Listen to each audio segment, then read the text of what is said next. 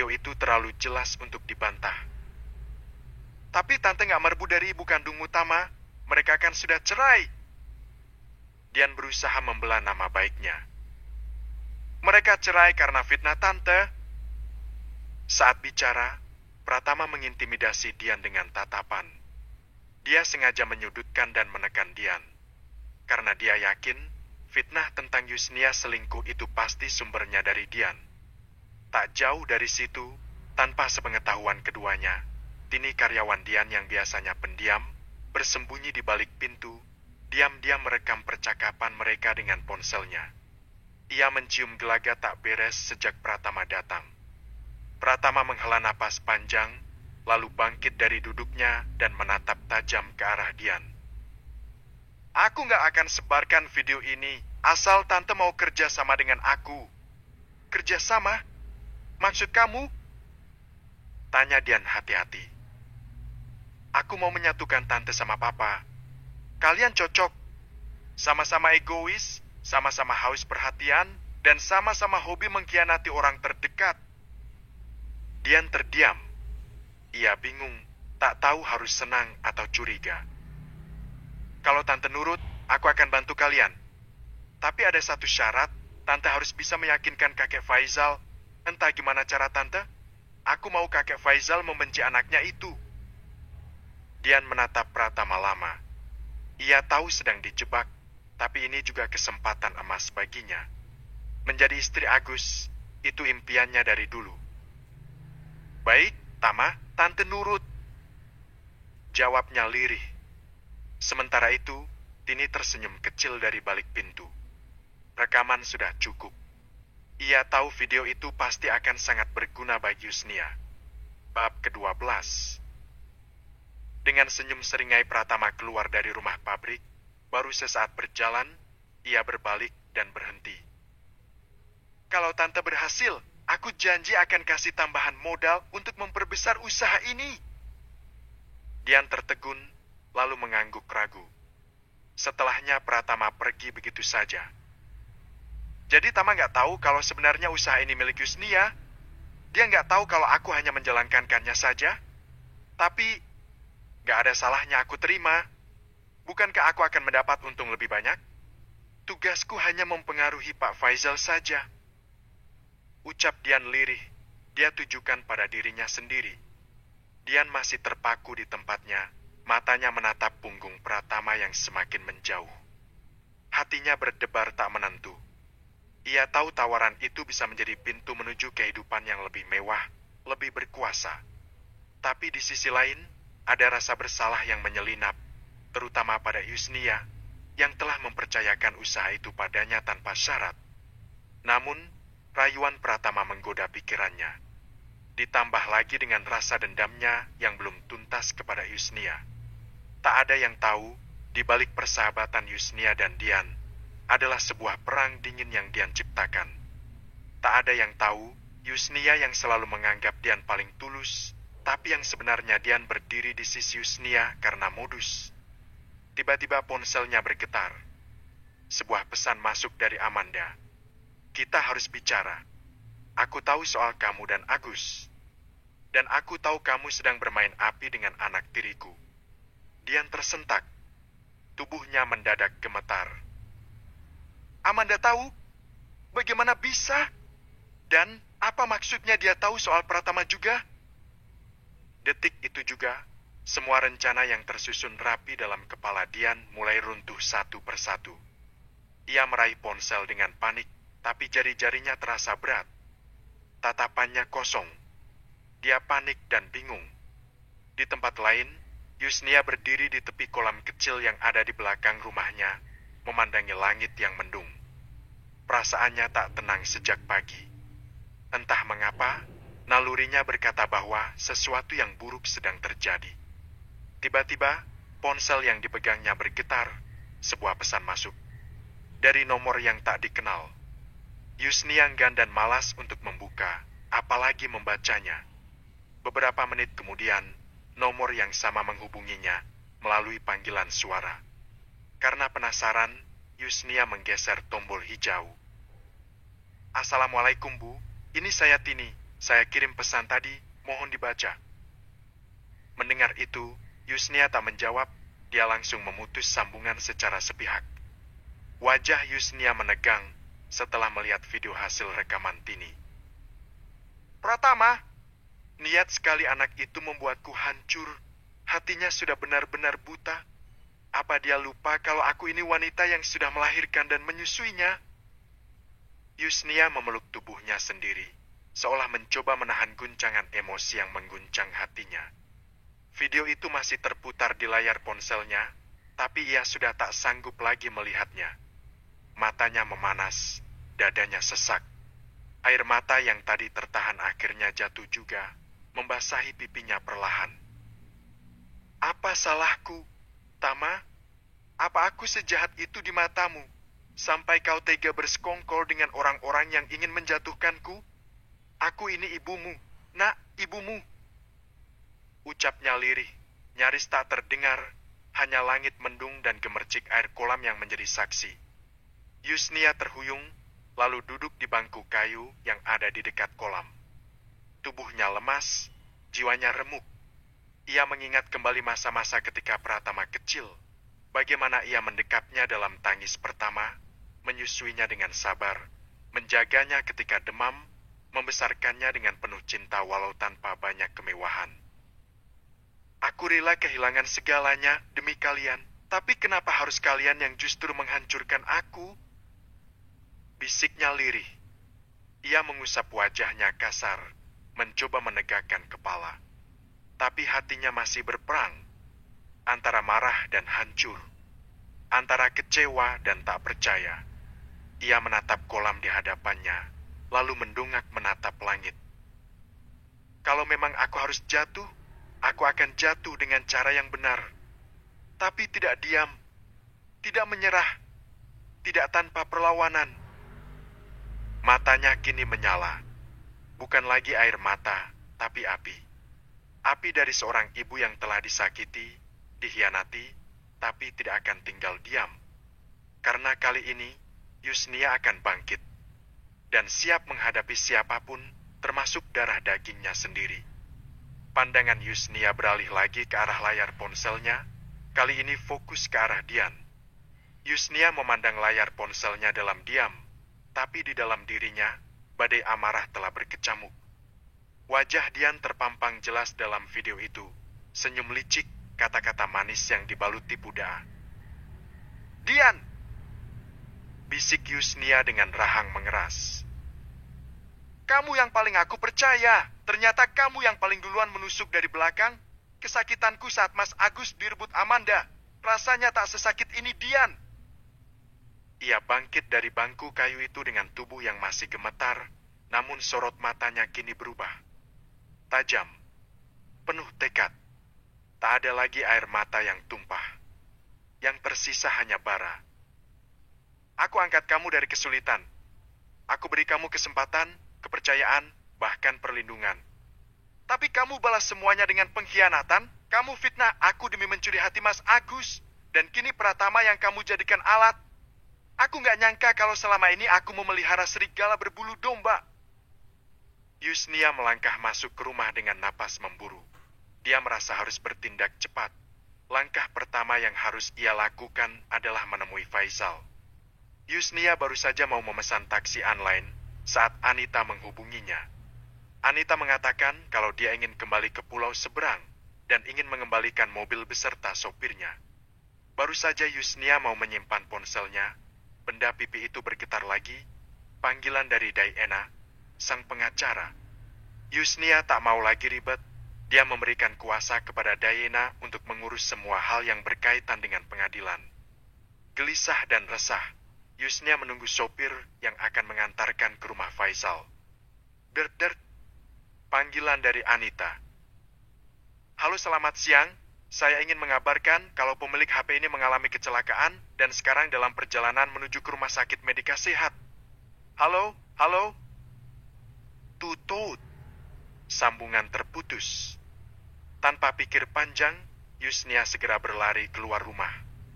Nafasnya tersengal, tangannya gemetar saat mencoba menghubungi Beno, sang sopir pribadi. Namun, Panggilan itu tak tersambung. Astagfirullah, Anita! Bisiknya, tubuhnya menggigil diliputi kecemasan.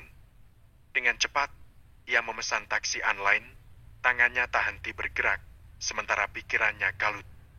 Beberapa belas menit kemudian, mobil datang.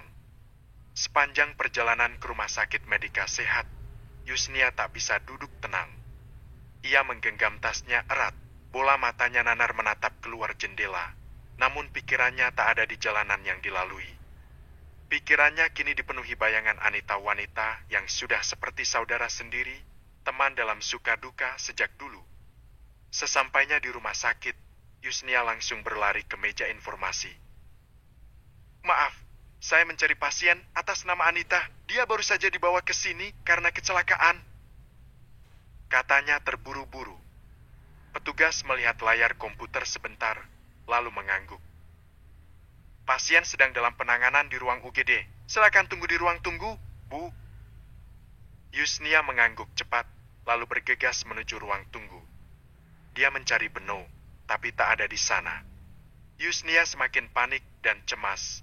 Berbagai prasangka dan firasat berkecamuk memenuhi pikirannya.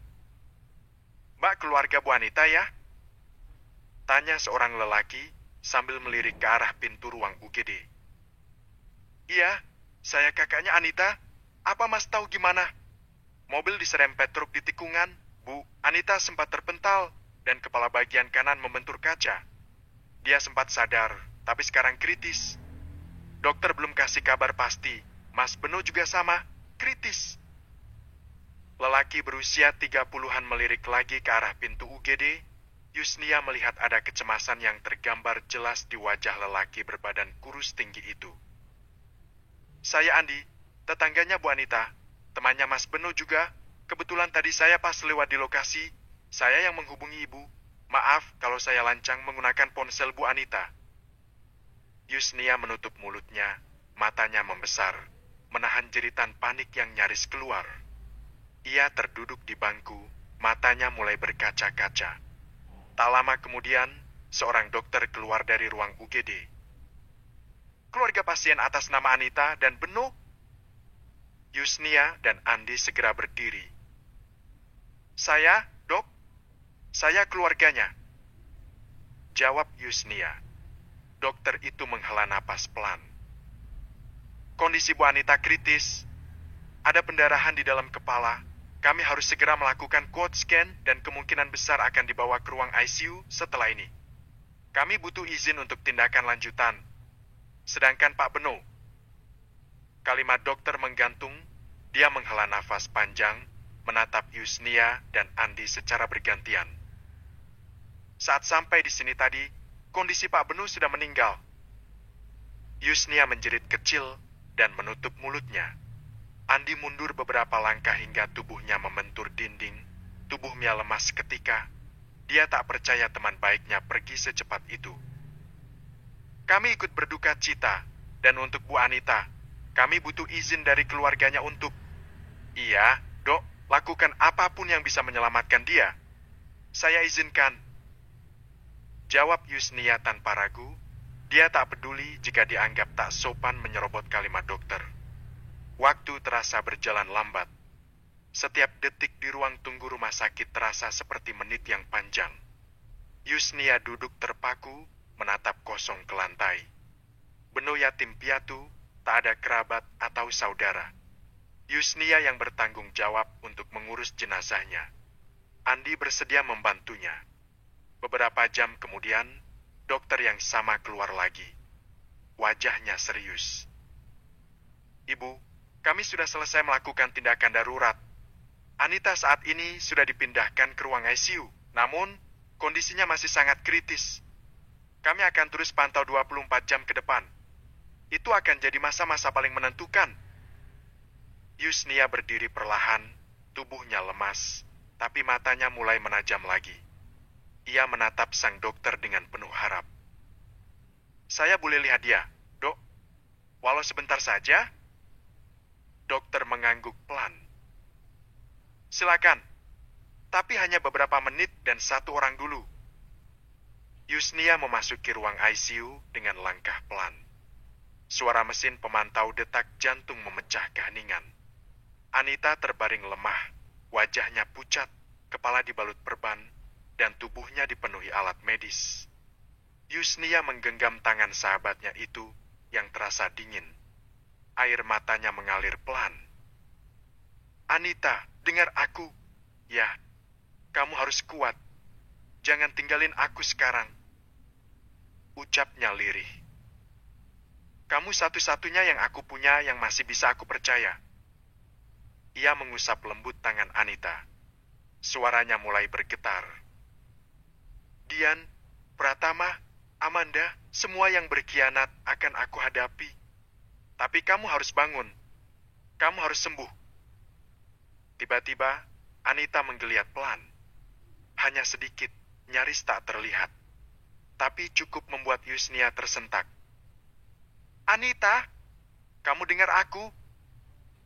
Bisiknya cepat, menggenggam tangan Anita lebih erat. Namun, tak ada reaksi lanjut. Alat monitor tetap stabil. Beberapa jam kemudian, Faizal dan Azizah datang. Yusnia menyambutnya dengan tangis. Kita pasrahkan semua kepada Allah, Yus. Gak perlu ditangisi. Ucap Azizah, suaranya bergetar, tapi wajahnya terlihat tenang dan tegar. Kalian di sini, Bapak akan pulang untuk mengurus pemakaman Beno. Biar bagaimanapun, kita yang mempekerjakan dia. Nanti Bapak juga akan kabarkan berita ini kepada pihak yayasan, di mana Beno dulu tinggal. Ucap Faizal datar, pandangannya tajam ke arah Yusnia. Ada banyak hal yang ingin dia tanyakan kepada Yusnia. Tapi dia tak melakukan itu karena merasa waktunya kurang tepat. 3 hari sudah, kondisi Anita belum ada perkembangan. Yusnia yang selalu siap berjaga di rumah sakit, bergantian dengan Aldo, suami Anita yang langsung bergegas pulang saat mendengar istrinya kecelakaan. Sementara itu, otak licik Dian bekerja, musibah yang menimpa Anita justru dijadikan alat untuk melancarkan aksinya. Dia mendatangi rumah Faizal, membawa wajah penuh duka, suara lirih yang seolah sedang berempati. Pak Faizal, Bu Azizah, maaf saya datang terlambat. Saya nggak sempat ikut membantu proses pemakaman Mas Beno. Saya sibuk mengurus pabrik. Ucap Dian sambil menunduk, menahan senyum samar di balik wajah duka yang dibuat-buat. Gak apa-apa Dian, semua baik-baik saja. Terima kasih sudah mau repot datang. Bagaimana kabar usaha keripiknya? Pasti makin lancar dan maju. Bapak yakin Yusnia nggak salah memilih orang. Dian menganggukkan kepalanya dan membetulkan posisi duduknya.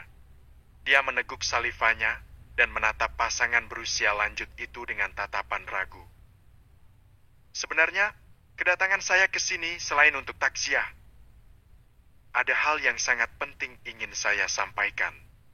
Ucapan Dian berhenti, dia sengaja memancing Faizal dan Azizah agar penasaran dan bertanya. Azizah mengerutkan kening, sedangkan Faizal mulai menegakkan duduknya, fokus pada perubahan nada suara Dian. Ada apa? Dian, sepertinya sangat serius dan penting. Ujar Faizal tenang, tapi dalam tatapannya tampak waspada. Dian menarik napas dalam-dalam, lalu menatap keduanya dengan ekspresi prihatin. Saya sebenarnya sudah lama memendam ini, Pak, Bu, tapi karena situasi sekarang begitu sensitif, saya jadi makin merasa harus bicara jujur. Azizah saling pandang dengan Faizal. Maksud kamu, jujur soal apa, Dian? Tanya Azizah hati-hati. Dian menunduk sejenak, lalu mulai berkata dengan suara yang dibuat seolah terbebani. Saya merasa ada yang tidak beres perihal kecelakaan yang dialami Bu Anita. Saya yakin itu bukan murni kecelakaan. Ada orang yang sengaja ingin mencelakai Bu Anita. Faizal langsung mengernyit. Maksudnya apa, Dian? Ada orang yang ingin Anita celaka? Ingin membunuh Anita? Iya, Pak. Dian menjawab pelan. Azizah tersentak. Siapa yang tega melakukan itu, Dian? Apa kamu tahu? Apa Anita punya musuh? Tanya Azizah, napasnya memburu. Saya tahu, Tapi saya bingung harus jujur atau enggak. Saya takut kalau... Katakan saja, Dian, kenapa harus takut? Dengan kalimat cepat Faizal memangkas kalimat Dian. Mata tuanya menghujam, seolah menuntut penjelasan. Sebenarnya, Bu Yusnia sudah lama memendam benci dan kesal terhadap Bu Anita, jauh sebelum ada masalah ini, sebelum Pak Agus pulang. Faizal terhenyak, Azizah tersentak, keduanya kaget. Mereka tak bersuara, mereka saling beradu pandang. Bu Yusnia sering bercerita, tapi saya diam dan hanya mendengarkan. Dia bilang kesal karena diperlakukan gak adil, itu dia bilang pas zaman hidup susah dulu. Dia iri melihat kehidupan Bu Anita yang mewah, punya suami kaya raya. Tangan Azizah mengepal dengan kuat, Faizal menahan sesak dadanya. Saya bingung, Pak. Saya nggak sanggup bicara. Tapi kalau saya nggak... Ucapan Dian terputus. Faizal memotong dengan suara tegas, namun tetap tenang. Kalau kamu benar-benar peduli dan yakin dengan apa yang kamu tahu, jangan setengah-setengah bicara. Ini menyangkut nyawa orang, dan kami semua butuh kejelasan. Dian menunduk, lalu menarik napas panjang, membiarkan sejenak keheningan menggantung sebelum akhirnya berkata lirih. Saya curiga, Pak, Bu, kalau kecelakaan itu ada hubungannya dengan Bu Yusnia. Azizah membelalak, nyaris tak percaya dengan apa yang baru saja didengarnya. Yusnia? Maksudmu Yusnia sengaja mencelakai adiknya sendiri? Dian buru-buru menyambung. Saya bukan menuduh, Bu, tapi sebelum kecelakaan itu terjadi, saya sempat mendengar Bu Yusnia menghubungi seseorang dan menyebut nama Bu Anita dalam perjalanan ke bandara. Jangan sampai lepas. Gitu, Bu. Terus Bu Yusnia juga bilang nanti imbalannya akan ditransfer. Saya nggak tahu pasti isi percakapan mereka. Lalu tidak lama setelah itu, kecelakaan terjadi. Faizal menyipitkan mata, menatap Dian tajam. Dan kamu menyimpulkan itu sebagai upaya pembunuhan? Kamu tahu konsekuensi dari tuduhanmu ini?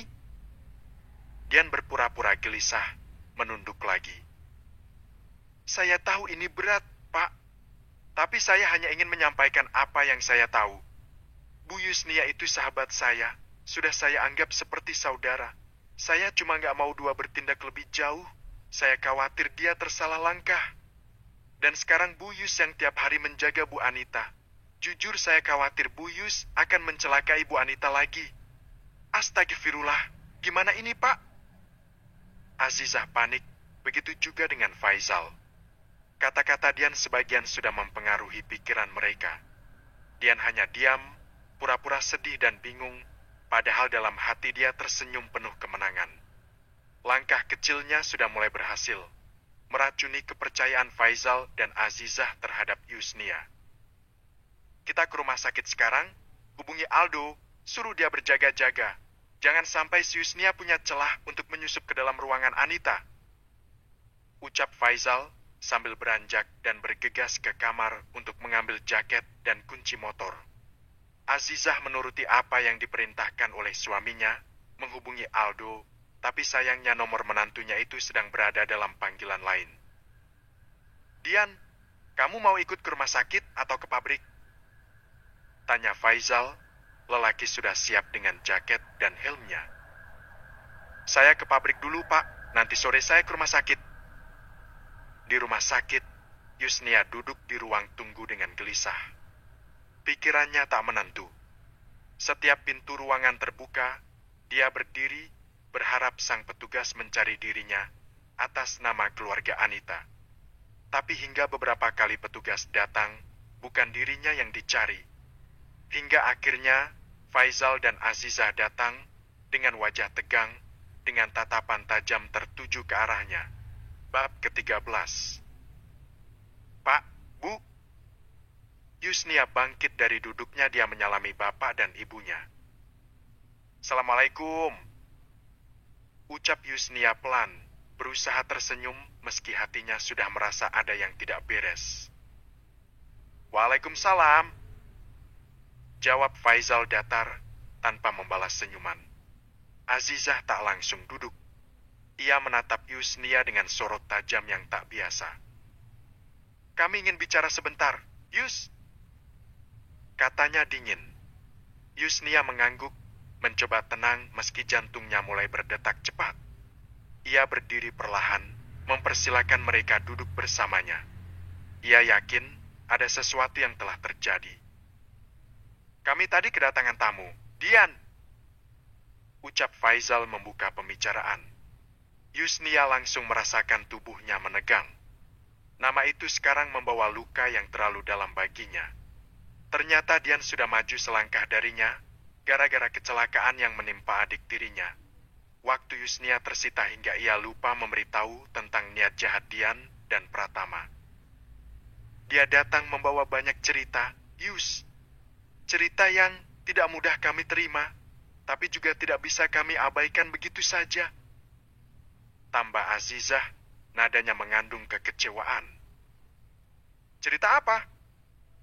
Tanya Yusnia, suaranya bergetar, namun tetap berusaha tegar. Ia yakin Dian membawa cerita yang membuat Azizah dan Faizal menjadi tak ramah. Dia bilang, kecelakaan Anita karena ulahmu. Kamu sengaja merencanakan semuanya. Kamu mengupah orang untuk mencelakai Anita. Dengan luapan emosi Faizal bicara, dia sudah tak tahan lagi untuk meluahkan semuanya. Azizah memegang lengan suaminya sambil menatap Yusnia dengan tatapan penuh tuntutan penjelasan. Wajah Yusnia memucat. Matanya membesar, seperti tak percaya dengan apa yang baru saja ia dengar. Apa? Aku menyakiti Anita? Astagfirullah, Bapak dan Ibu percaya aku melakukan itu? Aku ini masih waras, Pak, Bu? Terengah-engah Yusnia, tubuhnya gemetar dan matanya merah dan berkaca-kaca. Yus, kami gak ingin percaya, tapi alasan yang Dian sampaikan sangat meyakinkan. Ucap Faizal, sedikit rasa kesal dan curiga masih bercokol dalam hatinya. Ditambah lagi dengan cerita tentang pengkhianatannya terhadap Agus juga belum ada kejelasan. Dan Bapak lebih percaya Dian daripada anak Bapak sendiri? Tanya Yusnia, suaranya bergetar, isakan tangisnya mulai terdengar. Yus! Azizah mengerutkan kening, suaranya lebih lembut dan hati-hati. Kami hanya ingin tahu satu hal, Yus. Apa kamu pernah bentrok dengan Anita? Kalian sedang ada masalah? Tidak pernah. Tegas Yusnia. Satu-satunya orang yang selalu ada di sampingku setelah semua orang menjauh, itu Anita. Kalau perlu kalian tanya suaminya, Aldo. Tanyakan siapa yang selalu duduk di sini setiap malam, menjaga Anita. Faizal dan Azizah terdiam sejenak. Wajah mereka mulai melunak, tapi belum sepenuhnya percaya. Aku tahu kalian bingung, tapi jangan sampai kalian termakan permainan orang seperti Dian. Aku sedang berjuang sendirian. Jangan tambahkan luka ini dengan fitnah yang kalian tahu bukan dari mulutku. Ucap Yusnia lirih, matanya mulai berkaca-kaca. Aziza akhirnya menarik napas panjang, lalu menggenggam tangan Yusnia. Kami masih ingin percaya, Yus. Tapi sekarang semuanya sudah terlalu kusut. Kami akan cari tahu kebenarannya.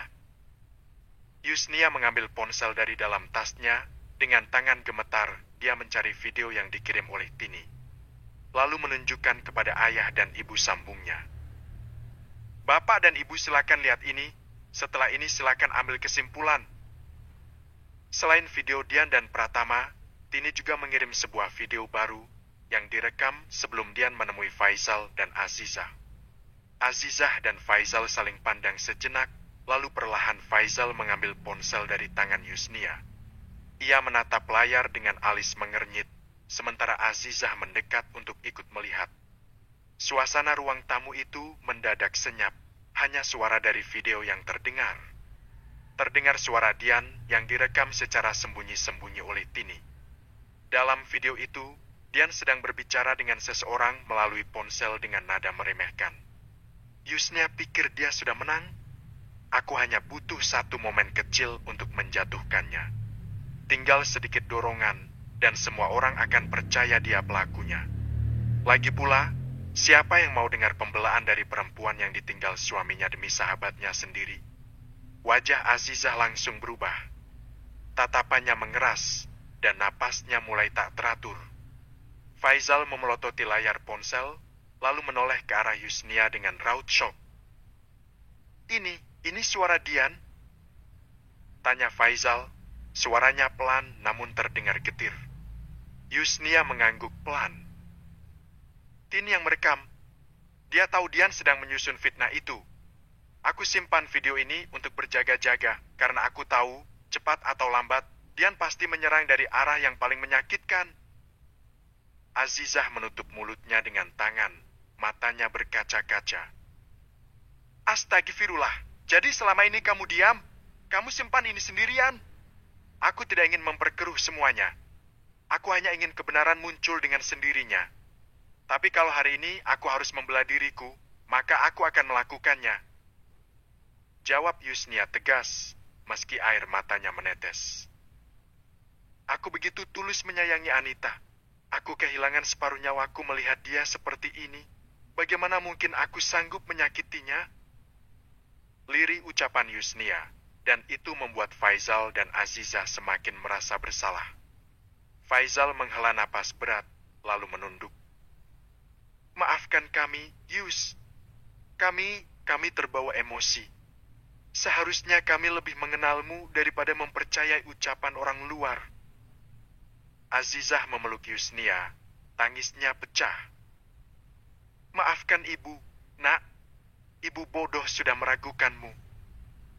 Yusnia memejamkan mata di pelukan ibunya, mencoba meredakan sesak yang sudah ia pendam selama ini. Aku hanya ingin kalian tahu satu hal. Aku tidak pernah berhenti menyayangi kalian, walau kalian sempat menjauh. Tapi aku tidak akan diam kalau ada yang mencoreng namaku seenaknya. Ucap Yusnia sambil menghapus air mata. Sebelum Anita kecelakaan, dia menghubungiku. Pamit mau pulang dan mengembalikan mobilku. Saat itu aku sedang bersiap-siap mau ketemu bapak dan ibu untuk menunjukkan ini. Yusnia memutar video percakapan Dian dan Pratama. Terbeliak mata Faizal, sementara Azizah mengucap istighfar dengan suara lirih. Tapi karena Anita kecelakaan, aku lupa semuanya, dan Dian lebih cepat bertindak, dan sayangnya bapak dan ibu langsung percaya begitu saja. Dengan raut kecewa dan terluka, Yusnia berucap lirih. Sekali lagi bapak minta maaf, Yus. Bapak terbawa emosi, itu juga karena kamu gak ngasih kabar tentang masalahmu waktu itu. Ucap Faizal pelan. Bapak ingin tahu siapa yang menyebar fitnah itu? Tanya Yusnia, dadanya mulai terasa sesak karena emosi. Aziza dan Faizal saling pandang, seakan mencari jawaban yang sama di mata masing-masing. Yusnia menarik napas panjang sebelum melanjutkan kata-katanya. Semua ulah Dian, Pak. Dia yang memfitnahku, hingga Mas Agus menghilang dan menceraikanku. Astagfirullah. Apalagi ini, Yus? Seru Azizah, suaranya spontan, hingga mengundang perhatian beberapa orang. Mas Agus termakan ucapan Dian yang mengatakan kalau aku selingkuh. Itu karena Dian ingin memiliki Mas Agus, dan sekarang niatnya itu sudah kesampaian. Mereka sedang merencanakan pernikahan. Faizal melongo, begitu juga dengan Azizah. Kamu tahu semua ini dari mana, Yus? Tanya Azizah, pelan. Dia tak mau lagi menjadi perhatian orang karena suaranya yang keras. Tini Bu, dia yang menjadi mata dan telingaku di sana. Jawab Yusnia, pelan. Faizal menggelengkan kepalanya sambil tersenyum sinis. Bapak nggak nyangka Dian sanggup melakukan ini ke kamu, Yus. Padahal selama ini kalian begitu akrab, saling mengasihi. Tapi kenapa dia bisa setega itu? Terus gimana dengan Amanda? Apa dia sudah tahu hubungan Agus dengan Dian? Seharusnya Amanda tahu, Pak. Yusnia menjawab sambil memeriksa ponselnya. Bapak janji, mulai sekarang kami akan berdiri di pihakmu. Ujar Faizal, kali ini tegas. Kami akan bersaksi kalau perlu. Video itu cukup kuat untuk membuka topeng Dian. Azizah mengangguk. Ibu juga siap hadapi dia. Tak akan kami biarkan kamu sendirian lagi, nak. Namun Yusnia tak langsung menjawab. Ia menatap kosong ke depan, lalu mengangguk. Faizal menatap Yusnia lekat-lekat. Apa yang kamu mau kami lakukan, Yus? Katakan, kami akan bantu. Yusnia menatap mereka, matanya penuh tekad. Aku ingin bersihkan namaku. Aku ingin orang tahu siapa sebenarnya Dian. Aku ingin kalian ikut bersaksi, dan aku ingin Pratama juga bertanggung jawab. Faizal mengepalkan tangan. Kalau begitu, biar Bapak yang urus bagian Pratama. Biar dia tahu, darah daging pun tak bisa main-main dengan kehormatan seorang ibu. Yusnia mengangguk, bibirnya bergetar menahan tangis. Tapi kali ini, bukan karena luka melainkan karena kekuatan baru yang tumbuh dari dukungan yang akhirnya datang. Azizah menatap wajah Yusnia yang penuh luka, namun kini mulai memancarkan keberanian. Ia menggenggam tangan menantunya itu erat, seolah menyampaikan bahwa kini Yusnia tidak lagi sendirian. Mulai sekarang, kamu gak akan hadapi ini semua sendirian lagi, nak. Ucap Azizah lirih, namun mantap. Kalau mereka pikir bisa menjatuhkanmu begitu saja, mereka salah besar. Yusnia mengangguk. Terima kasih, Bu. Terima kasih, Pak. Aku nggak tahu harus bagaimana kalau hari ini kalian nggak datang. Faizal berdiri, wajahnya tegas. Mulai besok, kita akan kumpulkan bukti. Video itu cukup, tapi kita perlu lebih banyak lagi. Bapak akan hubungi pengacara. Azizah ikut berdiri. Dan ibu akan temui Amanda. Dia berhak tahu siapa sebenarnya perempuan yang kini berdiri di samping suaminya. Yusnia terkejut. Bu, itu berisiko. Enggak, Yus. Biar seburuk apa Amanda, dia harus tahu masalah ini. Namamu harus bersih di matanya. Dia harus tahu siapa Dian. Dan menurut ibu, Agus itu termasuk korban. Yusnia terhenyak, ingin protes, tapi Faizal ikut mendukung ucapan istrinya. Kalau saja dia nggak memfitnahmu, hubunganmu dengan Agus saat ini baik-baik saja, Yus. Di saat yang sama, Aldo datang dengan wajah sumringah dan mengabarkan kalau Anita sudah melewati masa kritisnya.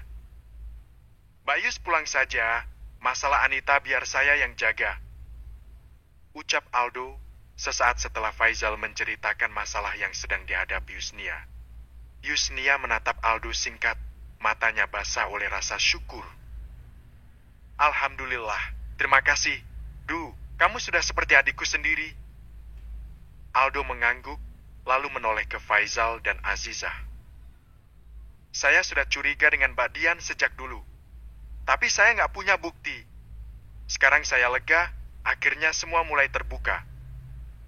Lalu Aldo bercerita kalau pernah sekali memergoki Dian dan Agus di suatu tempat, jalan bergandengan tangan.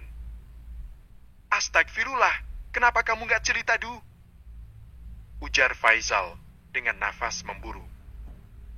Saya pikir Mbak Yus kan sudah nggak ada hubungan apa-apa lagi dengan Mas Agus. Ucap Aldo pelan. Semua diam, seolah setuju dengan apa yang dikatakan Aldo. Saya nggak tahu kalau Mbak Dian sampai sejauh dan setegak ini terhadap Mbak Yus. Ucap Aldo lagi. Faizal menepuk bahu Aldo. Terima kasih, Aldo. Kamu sudah banyak bantu Yusnia. Kami berhutang padamu. Aldo tersenyum tipis. Yang penting sekarang Mbak Yus nggak sendiri lagi. Kita harus lawan mereka sama-sama. Yusnia menghela napas panjang. Ada semacam beban yang sedikit terangkat dari dadanya. Namun jalan ke depan masih panjang. Keesokan harinya, Faizal mengatur pertemuan dengan Diana di ruang tamu rumah mereka. Yusnia duduk diapit oleh Faizal dan Azizah saat Diana memutar kembali video rekaman Dian dan Pratama.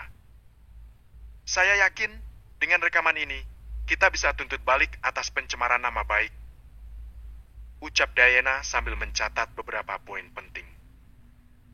Tapi saya sarankan kita kumpulkan saksi juga, termasuk Tini, dan siapapun yang tahu soal motif dan tindakan Dian. Yusnia mengangguk mantap. Tini siap bersaksi. Bahkan dia punya lebih dari satu rekaman. Dian terlalu percaya diri. Faizal menoleh ke Dayana. Kalau Pratama terlibat, kita bisa serat dia juga, kan? Bisa.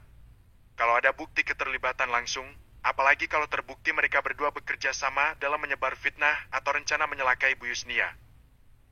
Azizah terdiam sesaat, lalu berkata, saya akan temui Amanda hari ini. Saya nggak akan biarkan Yusnia terus-menerus disalahkan. Dayana menoleh padanya. Kalau boleh saran, Bu, rekaman ini bisa digunakan untuk menjelaskan posisi Yusnia, tapi sebisa mungkin hindari konfrontasi. Kita butuh dia tetap rasional, bukan emosional. Azizah mengangguk pelan. Saya tahu, tapi saya juga seorang ibu. Dan saya tahu ada perempuan lain di luar sana yang sedang ditipu oleh teman sendiri. Sore itu, Azizah bertemu Amanda di sebuah kafe kecil. Amanda datang dengan raut wajah datar, tapi tak bisa menyembunyikan rasa penasaran. Ada apa, Bu Azizah? Apa ini soal Agus? Bukan hanya Agus. Jawab Azizah tenang. Ia lalu mengeluarkan ponselnya, memutar video yang sama yang telah mengguncang keyakinannya terhadap Dian. Amanda menatap layar ponsel, matanya membesar. Wajahnya pucat, bibirnya gemetar. Saat video selesai, ia menatap Azizah tak percaya. Ini, Dian, bisiknya. Ya, dan saya harap setelah ini kamu bisa menilai siapa yang sebenarnya memecah rumah tangga Yusnia. Di sini kamu korban. Amanda menggigit bibirnya, marah dan malu bercampur jadi satu. Aku pikir aku yang menang. Ternyata aku cuma alat. Azizah menatapnya dalam. Jangan jadikan dirimu alat lagi, Amanda. Kebenaran ini harus kamu hadapi. Jangan lari. Amanda tak menjawab.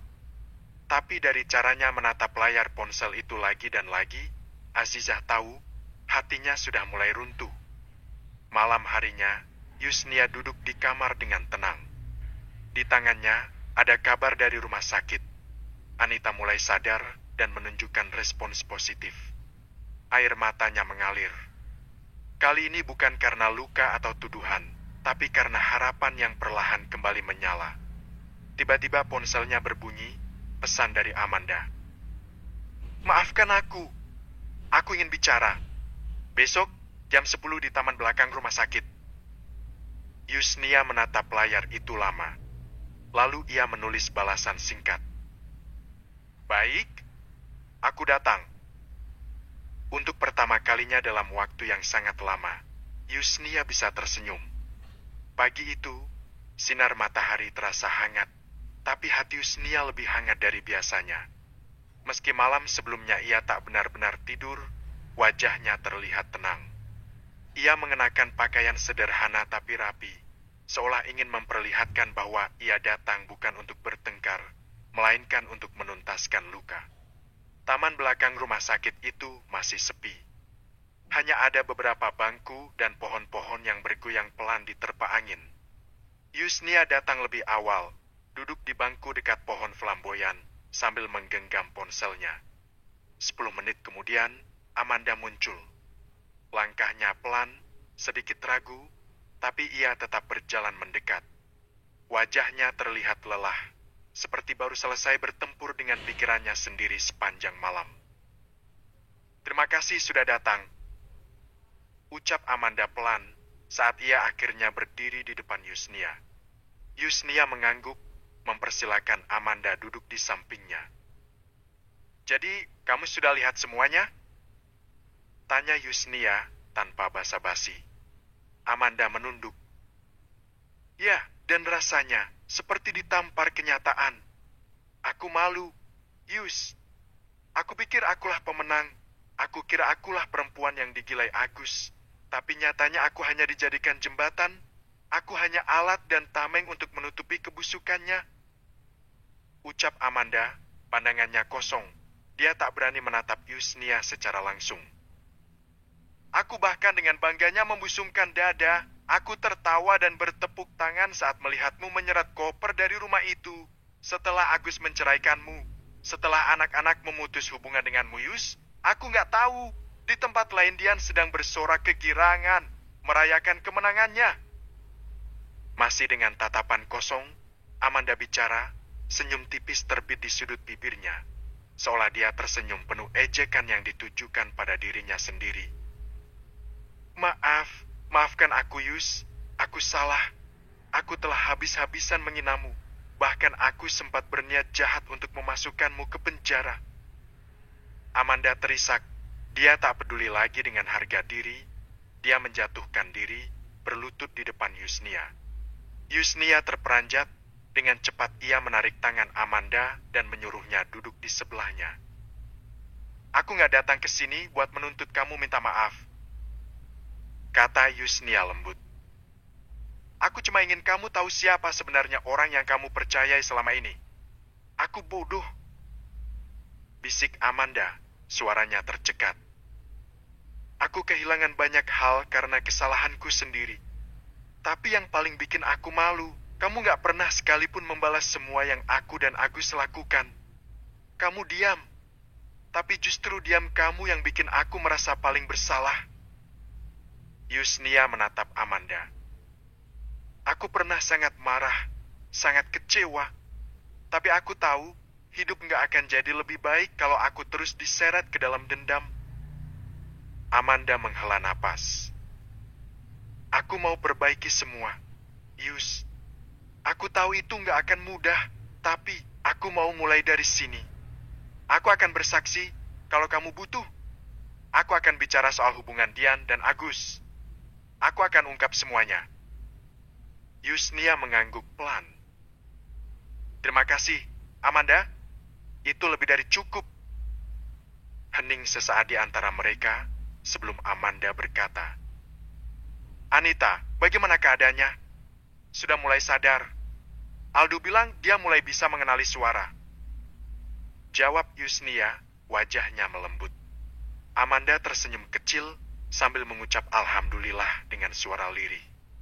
Di hari yang sama, Faizal, Azizah, dan pengacara mereka mulai mengajukan laporan resmi atas pencemaran nama baik dan persekongkolan merugikan orang lain.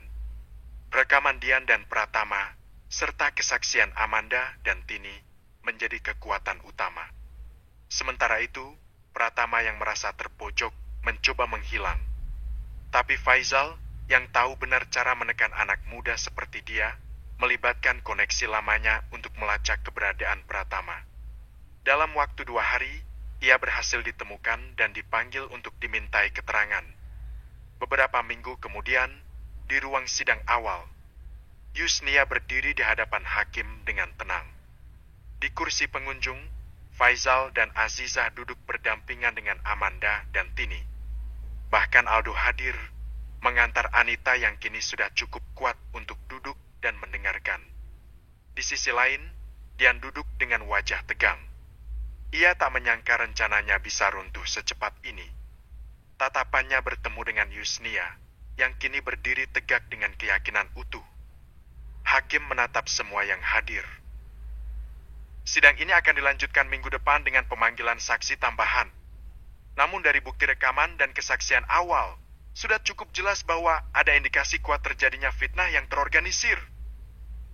Yusnia menatap ke arah Dian yang sedang menatap tajam padanya. Bab ke-14. Yusnia sedang berjalan menuju ke arah mobilnya. Dia berhenti dan menoleh saat mendengar namanya dipanggil. Dia lebih dulu keluar dari ruangan. Dian berdiri di depan Yusnia. Dia pura-pura berdiri tegak untuk menyembunyikan gemuruh hati dan gemetar tubuhnya. Jangan pernah nyalahin aku. Aku melakukan semua ini karena ketulusan cintaku terhadap Mas Agus. Aku berhak dan layak mendapatkan cinta dari lelaki yang aku cintai. Mata Yusnia menyipit, wajahnya tampak tenang. Dengar ya Dian. Yusnia mendekatkan wajahnya ke wajah wanita yang dulu sangat dekat dengannya. Aku gak pernah nyalahin kamu. Justru aku menyesal dan tak berhenti nyalahin diriku sendiri karena pernah kenal dengan musang berbulu domba. Mata Dian melotot. Dia tak terima disebut musang berbulu domba. Dia baru mau membuka mulut untuk protes, tapi Yusnia mendahulunya bicara. Aku nggak nyangka, selama ini aku bersama dengan ular berkepala dua. Terbeliak lagi mata Dian, bahunya turun naik menandakan dia sedang berusaha menahan emosinya. Aku juga nggak nyangka kalau mulut kamu sejahat ini, Yus. Tega kamu bilang ular berkepala dua. Kamu lupa aku ini siapa. Aku orang yang selalu ada saat kamu butuh. Aku yang selalu menjadi tempat pelampiasan kesedihanmu. Yusnia meneguk salivanya hingga beberapa kali, sakit dan perih saat mendengar kalimat yang terlontar dari mulut Dian. Aku ingat itu semua, Di. Aku bukan kacang yang lupa kulitnya. Kamu selalu ada saat aku butuh. Ya memang aku itu, Di. Tapi aku baru sadar sekarang. Kamu gak tulus. Kamu modus. Dian ingin menjawab, tapi Yusnia dengan cepat mengangkat tangannya. Karena fitnah kejimu, rumah tanggaku hancur. Dian diam, tak berkutik. Amanda tiba-tiba datang, berdiri di sebelah Yusnia. Dia yang lebih dulu menghancurkan rumah tanggamu. Dia yang pantas disebut pelakor. Ucap Dian sambil menunjuk Amanda. Dia pelacur berkedok pengusaha butik. Yusnia tertegun, menatap Dian dan Amanda secara bergantian. Amanda tampak gelagapan. Dalam hati Yusnia serta-merta timbul banyak pertanyaan. Amanda menegakkan tubuhnya, mencoba tetap tenang meskipun sorotan mata Yusnia kini tertuju padanya penuh curiga. Jangan dengerin dia, Yus. Ujar Amanda pelan, suaranya sedikit bergetar. Dia cuma mau memecah kita, memutarbalikkan semuanya. Dian menyeringai sinis. Mau mengelak lagi? Dasar pelacur. Yusnia mengalihkan pandangannya dari Amanda, lalu tersenyum sinis ke arah Dian. Aku memang sakit hati saat suamiku diambil dia yang kamu sebut pelacur, Di. Tapi tak sesakit saat orang yang kusebut sahabat menikamku dari belakang. Sakitnya tuh di sini, Di. Aku sendiri nggak tahu entah bisa sembuh atau tidak. Yusnia menunjuk dadanya, suaranya bergetar. Dian tercekat, sementara Amanda masih juga belum mengeluarkan suara. Dan kamu, Manda, jujur aku memang sempat kecewa. Tapi setidaknya kamu belak-belakan dan gak ada acara fitnah-memfitnah. Amanda baru saja mau membuka mulutnya. Pratama datang dengan langkah gontai. Di sebelahnya, Natasha berdiri dengan wajah sembab. Pratama menatap ibunya, lalu menggeser pandangan ke arah Dian dan Amanda yang berdiri di sisi masing-masing. Udara terasa berat, seolah semua yang hadir membawa bara dalam dada mereka. Ibu. Suara Pratama serak, matanya tampak lelah. Maafkan aku. Yusnia mengerutkan kening. Kamu ngomong apa, Tama? Minta maaf. Setelah kamu merasa terpojok, kamu baru bilang minta maaf. Kemana kesombonganmu kemarin yang dengan percaya dirinya kamu bilang mudah menjatuhkan si Yusnia? Kamu sadar nggak siapa wanita yang kamu sebut si Yusnia itu? Sadar nggak kamu, Tama? Si Yusnia itu ibumu, wanita yang pernah bertaruh nyawa saat melahirkanmu. Natasha mulai terisak. Kita salah, Ma. Kami percaya semua omongan Papa dan Mama Amanda. Dan waktu itu kami memang sudah bosan hidup susah. Yusnia diam, membiarkan Natasha yang semakin kencang isak tangisnya. Amanda juga tak bicara apapun saat Natasha menyalahkan dirinya. Kita semua salah. Pratama bersuara lantang. Pandangannya tertuju ke arah Dian. Tajam dan menakutkan. Tapi sumber kesalahan berawal dari Tante Dian. Kalau saja Tante nggak memfitnah Mama Yus, pasti kejadiannya nggak seperti ini. Pasti semua baik-baik saja. Ada desiran halus yang menjalar dalam hati Yusnia saat Pratama menyebut dirinya Mama Yus. Tapi Yusnia bersikap seolah biasa-biasa saja. Lain halnya dengan Dian yang tak terima karena berbalik menyalahkannya. Kamu jangan seenaknya menyalahkan aku, Tama. Kamu yang datang menemuiku, menawarkan kerja sama untuk mencelakai ibumu sendiri. Bahkan kamu juga berjanji memberiku tambahan modal. Sekarang kamu mau lepas tangan setelah ketahuan? Kamu mau lempar batu sembunyi tangan? Pratama gelagapan, dia cepat-cepat memalingkan wajahnya ke arah lain saat Yusnia menatapnya dengan tatapan tajam. Sudah dramanya? Tanya Yusnia saat semua orang terdiam. Terserah kalian mau main drama apapun, saya nggak mau urusan. Sambil bicara Yusnia menatap ke arah Dian dan Pratama. Setelahnya dia menatap Dian dengan tatapan menusuk. Setelah ini, jangan sekali-kali menginjakan kaki ke rumah pabrik. Masalah barang-barangmu, nanti ada orang yang mengantar ke rumahmu. Dian membeliakan matanya, dia menggeleng cepat. Enggak, mana bisa begitu, Yus? Kamu jangan lupa, usaha itu aku yang menjalankan. Kamu nggak boleh seenaknya mengusirku dari sana. Tersenyum sinis Yusnia menanggapi ucapan Dian.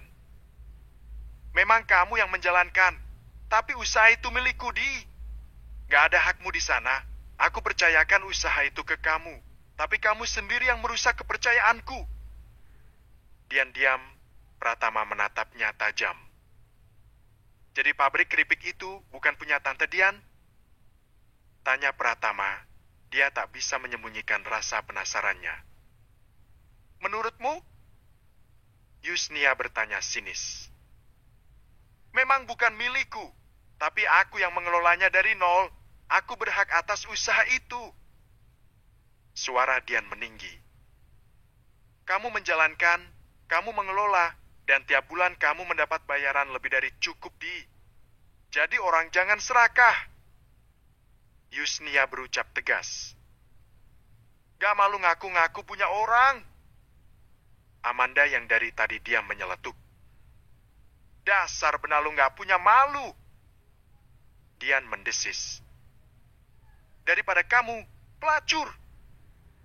Sebuah tamparan keras melayang dari Amanda hingga membuat Dian mundur beberapa langkah. Semua terdiam seketika.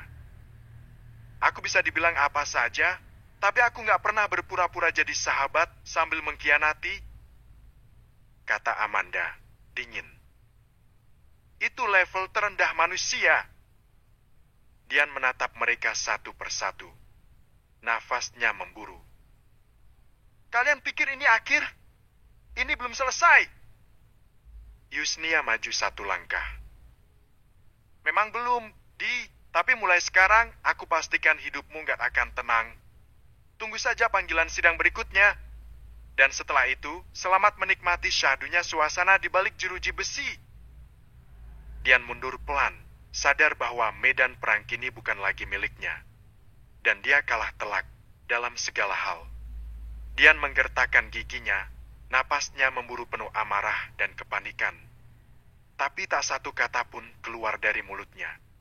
Tatapan semua orang di situ adalah vonis baginya. Dari tadi matanya meliar mencari keberadaan Agus. Tapi lelaki yang menjadi sumber masalah itu raib entah kemana. Yusnia menarik napas dalam. Dada masih sesak, tapi ada secuil kelegaan yang mengambang di antara reruntuhan luka. Ia memalingkan wajah, menatap Pratama dan Natasha yang masih berdiri mematung. Kalau kalian masih menganggapku ibu kalian, suara Yusnia pelan namun tegas. Buktikan bukan dengan air mata, tapi dengan perubahan. Pratama menunduk dalam, Natasha menggenggam tangan kakaknya erat, mencoba meredam getar tubuhnya. Kami salah, kami minta maaf. Lirih, Natasha berucap. Pratama tak bicara apapun. Amanda berjalan mendekat ke arah Yusnia, berdiri sejajar. Kalau kamu butuh bantuan apapun, aku siap, Yus. Aku tahu kesalahan masa lalu gak bisa dihapus, tapi aku ingin tebus itu. Yusnia menatap Amanda sejenak. Diam. kemudian mengangguk kecil. Aku nggak butuh banyak, cukup jujur dan jangan menusukku dari belakang. Itu saja. Amanda menghela napas, merasa sedikit lega. Bukan sepenuhnya dimaafkan, tapi diberi kesempatan. Dan itu cukup baginya saat ini. Yus! Baru beberapa langkah Yusnia berjalan saat Amanda memanggilnya. Ya, ada apa lagi, Man? Aku mau ke rumah Anita. Suaminya hari ini harus kembali bertugas ke pulau seberang. Saat bicara, pandangan Yusnia tertuju ke arah Pratama dan Natasha yang masih bergeming di tempatnya. Mereka tampak canggung. Pulanglah ke rumah, temani anak-anakmu, kasihan mereka. Terbeliak mata Yusnia saat mendengar permintaan Amanda. Gak ada tempat lagi aku di rumah itu, Man. Kamu tahu sendiri aku dan Agus bukan suami istri lagi. Jawab Yusnia, nafasnya tertahan. Dia melirik dua anaknya yang saling berpandangan. Akhir-akhir ini Agus jarang pulang, dan aku sendiri tinggal di tempat lain. Balasan dari Amanda berhasil membuat Yusnia tertegun. Dia diam untuk beberapa saat. Kenapa mesti begitu, Man? Aku tahu nggak sedikit uangmu kamu habiskan untuk merenovasi rumah itu. Jadi kamu juga punya hak tinggal di rumah itu. Ucap Yusnia, lagi-lagi dia melirik ke arah Natasha dan Pratama. Berapapun uangku habis, nggak masalah buatku, Yus. Aku cuma butuh ketenangan. Balas Amanda pelan, setelahnya ia mengajak dua anak sambungnya beredar. 2 hari setelahnya, di rumah kontrakan rahasia Agus, Dian sedang duduk di sofa, berhadapan dengan Agus yang sedang diliputi dengan luapan emosi. Aku nggak nyangka, Di. Benar-benar nggak nyangka kalau kamu sanggup melakukan itu. Aku nggak ada jalan lain, Mas. Aku sangat mencintai kamu. Balas Dian, suaranya bergetar dan pecah. Tapi nggak harus dengan cara membuat cerita bohong. Sekarang kamu lihat sendiri, karena fitnahmu itu, semuanya jadi kacau. Rumah tanggaku hancur, dan gak lama lagi, kamu pasti akan mendekam di penjara. Dian tersentak saat mendengar ucapan Agus. Napasnya terputus-putus, wajahnya memucat. Tubuhnya gemetar. Bayangan jeruji besi, lantai dingin, dan wajah sangar para narapidana sontak melintas di depan matanya. Mas gak serius, kan? Mas gak akan biarin aku masuk penjara, kan? Mas bisa carikan pengacara untuk membebaskanku, kan? Suaranya nyaris tak terdengar, penuh harap. Agus menghela napas berat. Dia berdiri dari duduknya, berjalan mondar-mandir di ruang tamu kontrakan sempit itu. Rambutnya acak-acakan, matanya merah karena kurang tidur. Aku udah kehilangan segalanya. Di anak-anakku menjauh. Amanda pergi, Yusnia. Dia bahkan gak mau lagi sekadar melihat wajahku. Sekarang kamu masih minta aku nyelamatin kamu? Dian berdiri pelan, tubuhnya gemetar. Aku melakukan semuanya karena cinta, Mas. Aku pikir kalau Yusnia pergi dari hidupmu, aku bisa menggantikannya.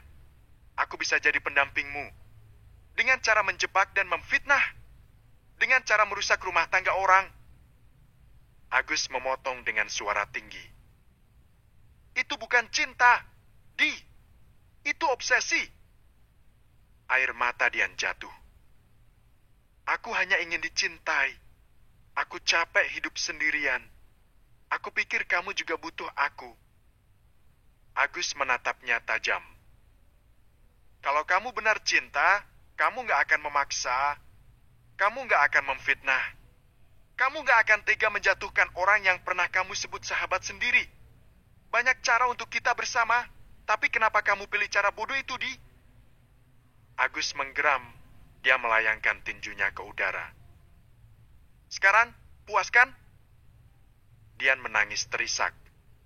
Dia menjatuhkan diri ke lantai, memeluk kaki Agus.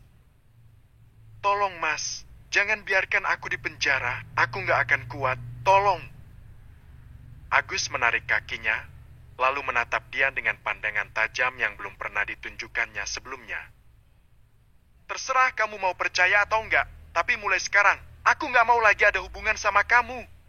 Aku akan hadapi semua kesalahan yang pernah aku buat, dan kamu juga harus bertanggung jawab atas perbuatanmu sendiri. Tanpa menunggu reaksi Dian, Agus mengambil jaketnya dan melangkah keluar.